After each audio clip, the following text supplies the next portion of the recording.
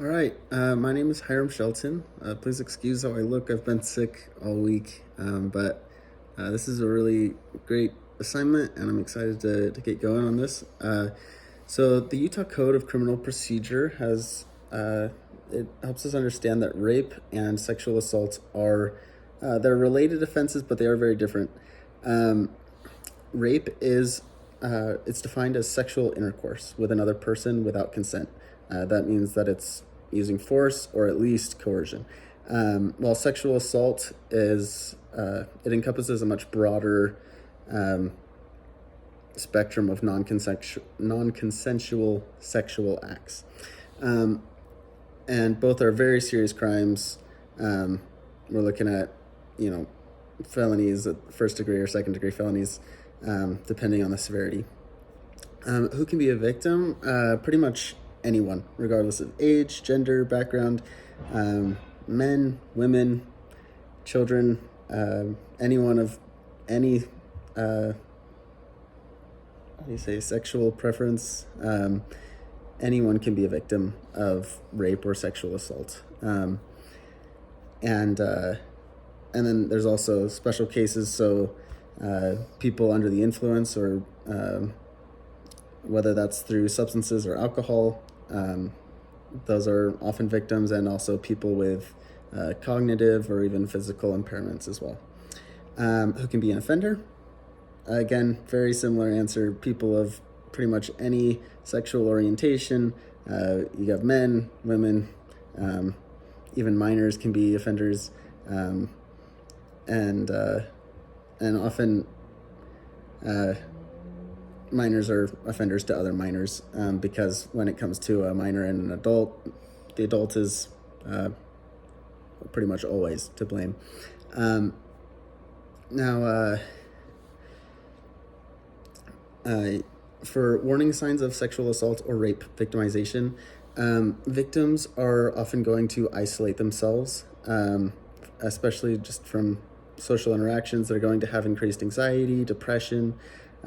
You'll notice maybe changes in their eating patterns, sleeping patterns, and then also they're probably going to avoid, the offender, or maybe they, if it's a female, they might just avoid.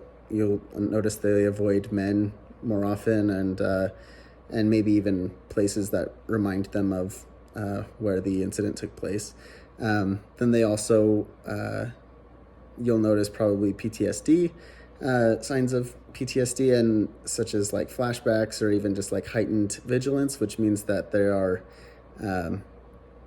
just more on edge and more aware of possible offenses, and so they're just more on edge of and trying to protect themselves.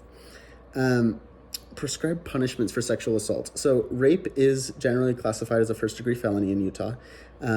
This is just about always a life sentence to prison, and it comes with significant fines as well.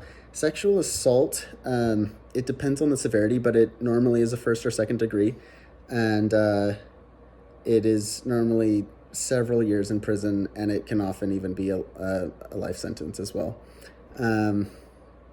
And then also with sexual assault, offenders normally they have a mandatory registration for them to be put on the Utah Sex Offender Registry. Now, preventing sexual assault or rape, there's a lot that comes into play. I think the most important thing is that we need safe places where we can have this conversation. When it comes to especially like dating apps are all the rage right now, and so understanding what safe boundaries are for first dates, understanding who you're going to meet, understanding signs of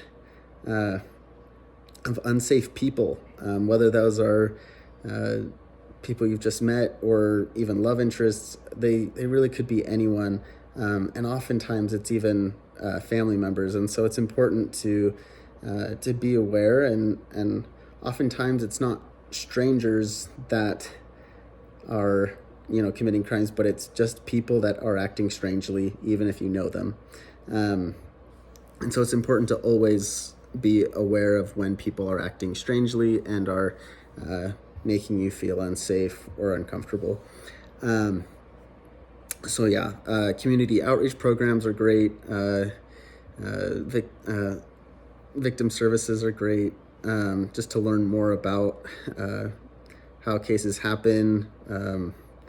I personally suggest watching a lot of true crime. I think that raises my senses for unsafety a lot. Just kind of knowing the reality of kind of sexual predators that are out there. And I will leave my references below, and thanks for watching.